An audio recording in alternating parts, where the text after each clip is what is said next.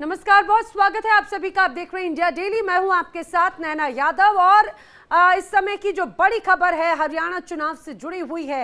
आम आदमी पार्टी ने अपनी लिस्ट प्रत्याशियों की जारी कर दी है। हरियाणा चुनाव को लेकर आम आदमी पार्टी की ये पहली लिस्ट कही जा सकती है जिसमें 20 उम्मीदवारों के नाम शामिल हैं। नारायणगढ़ से गुरपाल सिंह को पार्टी ने प्रत्याशी बनाया है तो कलायत से अनुराग ढांडा को टिकट दिया गया है। पुंडरी से नरेंद्र शर्मा, भिवानी से इंदु शर्मा आप उम्मीदवार हैं तो मेहम से विकास नेहरा, सोना से धर्मेंद्र खटाना उम्मीदवार बनाए गए हैं। महेंद्रगढ़ से मनीष यादव को पार्टी ने मैदान में उतारा है तो घरौंदा से जयपाल शर्मा प्रत्याशी बनाए गए हैं। लेकिन सबसे महत्वपूर्ण बात यह है कि एक लंबे वक्त के बाद में, लंबे इंतजार के बाद में ये लिस्ट आई है, वो भी उस समय जब लंबे वक्त तक कयास लगाए जा रहे थे कि कांग्रेस और आम आदमी पार्टी के बीच में यहाँ पर चर्चा हो रही है, सकारात्मक चर्चा इसे बताई जा रही थी। लेकिन ये तस्वीर जो सामने आई वो कुछ और कहती है।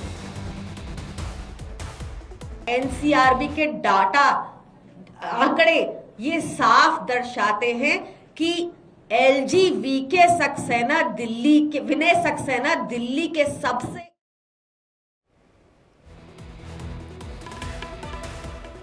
तो आपको बता दें जिस तरह से अब ये लिस्ट सामने आई है, हरियाणा में कांग्रेस के साथ में झाड़ू नहीं नजर आएगी, यानी कि कांग्रेस और आम आदमी पार्टी का गठबंधन होता हुआ नजर नहीं आता है। आम आदमी पार्टी की तरफ से अपनी पहली लिस्ट जारी की गई है।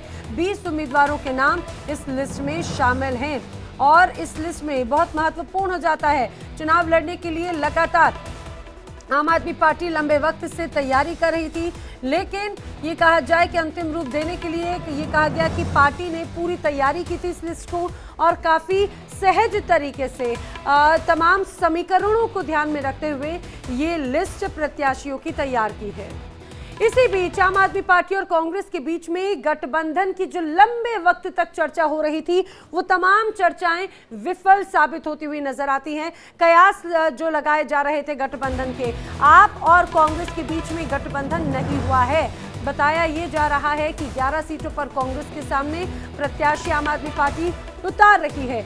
जो 20 उम्मीदवारों की जो लिस्ट है अभी तक जो नजर आए हैं उसमें भी इसकी झलक साफ तौर से नजर आती है।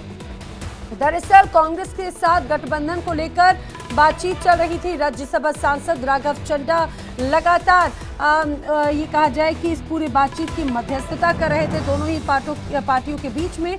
आपको उनका वो शायराना अंदाज भी याद आया होगा जब उन्होंने कहा था हाल ही में कि आरजू भी है, हसरत भी है और उम्मीद भी है। लेकिन ये कहा जाए कि जिस तरह से अब ये तमाम कयास जो हैं वो फीके साबित हुए हैं। नवीन निशांत मेरे साथी इस समय जुड़ रहे हैं ज्यादा जानकारी के साथ। नवीन, राघव चड्ढा कहते थे आरजू भी है, हसरत भी है और उम्मीद भी है। क्या हुआ कि वो जो तमाम उम्मीदें थी, जो तमाम प्रयास थे चर्चा की गठबंधन के, वो अब साबित नहीं हुए हैं, फुलफिल होते हुए नजर नहीं आए। पार्टी नेता क्या कह रहे हैं इस लिस्ट पर? नवीन बिल्कुल, देखिए हमारे साथ आम आदमी पार्टी के हरियाणा प्रदेश अध्यक्ष सुशील गुप्ता इस वक्त मौजूद हैं। सर, 20 सीटों पर आप लोगों ने उम्मीदवारों की घोषणा कर दी है, तो माना जाए कि अब कांग्रेस से गठबंधन नहीं हो रहा, गठबंधन की बात खत्म हो चुकी है? आम आदमी पार्टी एक मजबूत विकल्प के रूप के अंदर हरियाणा के अंदर उभर रही है। आम आदमी पार्टी ने अपनी पहली सूची जारी कर दी है 20 कैंडिडेट्स की। 90 कैंडिडेट्स की हमारी तैयारी है और जल्द ही दूसरी सूची आपके सामने आएगी। सर, जो आपने 20 उम्मीदवारों की सूची जारी की है उनमें से 11 सीटें ऐसी हैं जिन पे कांग्रेस ने पहले ही अपने उम्मीदवार उतारे थे, अब आप लोगों ने भी अपने उम्मीदवार उतार दिए, तो मुकाबला तो अब कांग्रेस और आपके बीच ही हो रहा है। देखिए, ये बात आपने बिल्कुल सच्ची कही है। अब बीजेपी के जाना सुनिश्चित है और मुकाबला बाकी बचे हुए दो दलों के बीच में, बाकी दल हरियाणा से खत्म हो चुके हैं। सर, आप चुनाव लड़ने जा रहे हैं क्योंकि अभी तक आपके नाम की घोषणा नहीं हुई है, आप चुनाव लड़ रहे हैं, अगली सूची में आपका नाम आ रहा है। आम आदमी पार्टी का एक अनुशासित कार्यकर्ता होने के नाते मैं कह सकता हूं कि मैं पार्टी के आदेश का पालन करूंगा। पार्टी मुझे एक सीट पे जिम्मेदारी देगी तो मैं एक सीट पे जिम्मेदारी निभाऊंगा। पार्टी मुझे 90 सीटों पे जिम्मेदारी देगी तो मैं 90 सीटों की देखभाल करूंगा। सर, क्या कुछ मुद्दे होंगे चुनाव में लेकर जो आप लोगों के बीच जा रहे हैं? भ्रष्टाचार मुक्त सरकार, हरियाणा के हर युवक को रोजगार, हरियाणा में नशा खत्म करना, हरियाणा के अंदर अच्छी शिक्षा देना, अच्छी चिकित्सा देना, 24 घंटे बिजली पानी देना, मुफ्त देना, महिलाओं की सुरक्षा करना, बुजुर्गों का सम्मान देना और हरियाणा में किसान का जो अपमान भारतीय जनता पार्टी ने किया है उस किसान को इज्जत देना, उसकी आय में वृद्धि कराना। सर, एक आखिरी सवाल रहेगा, आपको लगता नहीं कि अगर आप कांग्रेस और आम आदमी पार्टी चुनाव लड़ती है तो इसका फायदा कहीं बीजेपी को होगा और बीजेपी की सीटें बढ़ें? बीजेपी का इस प्रदेश से विदाई सुनिश्चित हो चुकी है और अब बीजेपी का यहाँ पे कोई स्थान बचा नहीं है।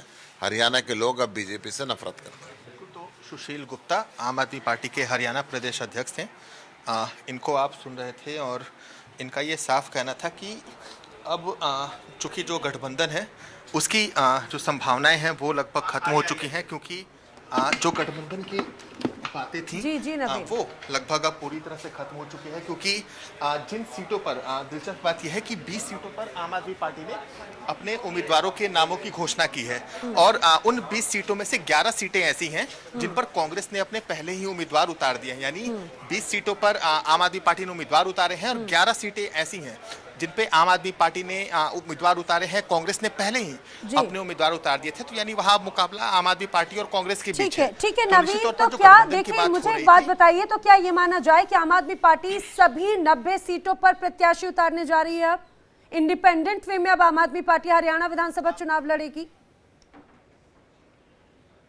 बिल्कुल, देखिए अब उम्मीद यही जताई जा रही है कि अगले कुछ घंटों में आम आदमी पार्टी की दूसरी सूची जो है वो भी जारी की जा सकती है और आने वाले दिनों में यानी 12 सितंबर तक नामांकन की आखिरी तारीख है, तो अगले 24 घंटे तक आम आदमी पार्टी जो अपने पूरे उम्मीदवार हैं उनके नामों की जो सूची है वो जारी कर सकती है। क्योंकि अगस्त महीने की बात करें तो 1 अगस्त से लेकर 15 अगस्त के बीच में चाहे वो सुनीता केजरीवाल हो, चाहे वो भगवंत मान हो, चाहे वो संजय सिंह हो, इन तीनों नेताओं के लगभग 55 जो रैलियां हैं वो हरियाणा में हुई हैं और बीते दिनों भी लगातार भगवंत मान, मनीष सिसोदिया, संजय सिंह, सुनीता केजरीवाल, ये तमाम नेता हरियाणा के चक्कर लगा रहे हैं। तो हरियाणा का जो कैडर है, जो हरियाणा के जो जमीनी कार्यकर्ता हैं, वो कहीं ना कहीं गठबंधन के खिलाफ थे। वो नहीं चाहते थे कि गठबंधन हो, वो ये चाहते थे कि आम आदमी पार्टी अपनी पूरी फोर्स के साथ, अपनी पूरी ताकत के साथ हरियाणा का चुनाव लड़े, परिणाम चाहे जो भी हो। लेकिन राहुल गांधी ने चूंकि दिलचस्पी दिखाई थी गठबंधन में, तो एक रास्ता ये था कि राघव चड्ढा और दीपक बावरिया बात करें, अगर कोई एक हल तक पहुंचते हैं तो फिर गठबंधन होगा। लेकिन स्थिति तब बिगड़ी जो सीटें आम आदमी पार्टी मांग रही थी और उस पर कांग्रेस ने अपने उम्मीदवार उतार दिए, चाहे वो गुड़गांव हो, चाहे वो फरीदाबाद हो, चाहे वो मेहम हो, चाहे वो कलायत हो। तो इन तमाम जगहों पर कांग्रेस ने अपने उम्मीदवार उतारने शुरू किए। तो कहीं ना कहीं आम आदमी पार्टी को भी ये लगने लगा कि अगर गठबंधन होता है तो फिर उनका जो जमीनी कैडर है, जो उनके लिए सड़कों पर उतरता है, वो कहीं ना कहीं नाराज हो जाएगा। तो उसके बाद आज सुबह संजय सिंह का भी ये कहना था कि अब बहुत कम समय शेष बचा है, गठबंधन अगर होना है तो जल्द होना चाहिए।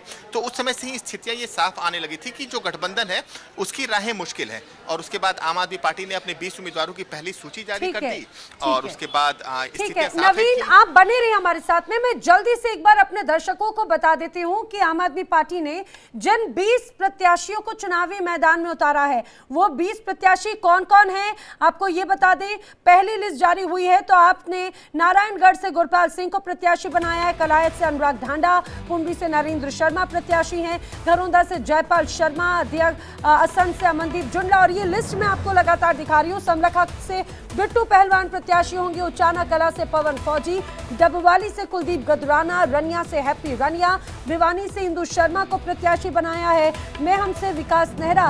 ये सीट लगातार आम आदमी पार्टी कांग्रेस से मांग रही थी, लेकिन कांग्रेस ने पहली प्रत्याशी उतार दी, तो मेहम से भी आम आदमी पार्टी ने अपने प्रत्याशी को उतारा है। वही रोहतक से विजेंद्र हुड्डा को टिकट दिया है, बहादुरगढ़ से कुलदीप चिकारा प्रत्याशी हैं, बादली से रणवीर गुलिया हैं, बेरी से सोनू अहलावत शेरिया मैदान में है, तो महेंद्रगढ़ से मनीष यादव को प्रत्याशी बनाया है, नरनौल से रविंद्र माथुर, बादशाहपुर से भीड़ सिंह सरपंच, सोना से धर्मेंद्र खतना और बल्लभगढ़ से रविंद्र फौजदार। तो ये 20 नाम जो मैंने आपको एक एक बताए हैं, ये प्रत्याशी हैं हरियाणा विधानसभा चुनाव में। नवीन, अब एक बात जरा बताइए, लगातार ये कहा जा रहा था कि जब जब अगर हम चुनावी मैदान में बात करते हैं तो हमेशा आम आदमी पार्टी के प्रत्याशी जहां पर उतरे हैं कांग्रेस को उससे डेंट हुआ है।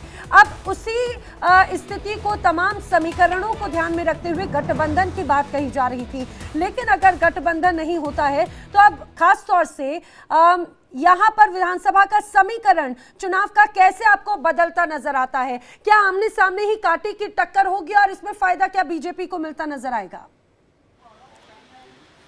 देखिए, आम आदमी पार्टी पर हमेशा से ये आरोप लगते हैं कि आम आदमी पार्टी कांग्रेस को शासन से हटाकर सत्ता में आती है, चाहे वो दिल्ली हो चाहे वो पंजाब हो। लेकिन बात हरियाणा की करें तो हरियाणा में इस समय कांग्रेस मजबूत स्थिति में है और लोकसभा चुनाव के दौरान भी इसकी एक झलक देखने को मिली थी। लेकिन ऐसे में जिन जगहों पर आम आदमी पार्टी ने अपने उम्मीदवार उतारे हैं वो अभी के समय वैसी विधानसभा है जहां आम आदमी पार्टी मजबूत है, चाहे वो कुरुक्षेत्र का इलाका हो, चाहे वो मेहम का इलाका हो। ये तमाम वैसे इलाके हैं, चाहे वो कैथल हो, ये तमाम वैसे इलाके हैं जो कहीं ना कहीं पंजाब से लगते हैं या पंजाब से उनका टच है और वैसे इलाकों में आम आदमी पार्टी मजबूत है। कुरुक्षेत्र की बात करें तो कुरुक्षेत्र लोकसभा में लगभग 9 विधानसभा हैं और वहां आम आदमी पार्टी लोकसभा चुनाव अच्छा लड़ी थी। तो अभी के समय आम आदमी पार्टी की कोशिश यही है कि सबसे पहले वैसे सीटों पर उम्मीदवारों के नामों की घोषणा की जाए जहां आम आदमी पार्टी मजबूत है या फिर उनका जो जमीनी कैडर है वो वहां पर मजबूत है या फिर वहां का कार्यकर्ता जो कैंडिडेट है वो मजबूत हो।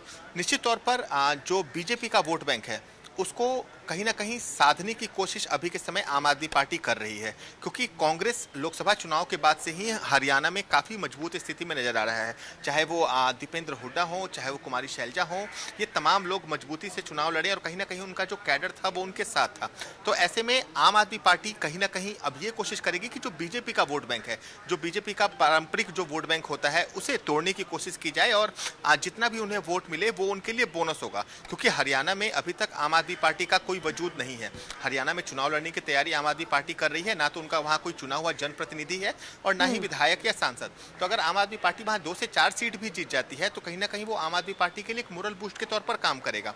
तो यही वो कोशिश है कि आम आदमी पार्टी चाह रही थी कि गठबंधन हो जाए और कहीं ना कहीं गठबंधन के जरिए ही आम आदमी पार्टी का हरियाणा में एक वजूद हो।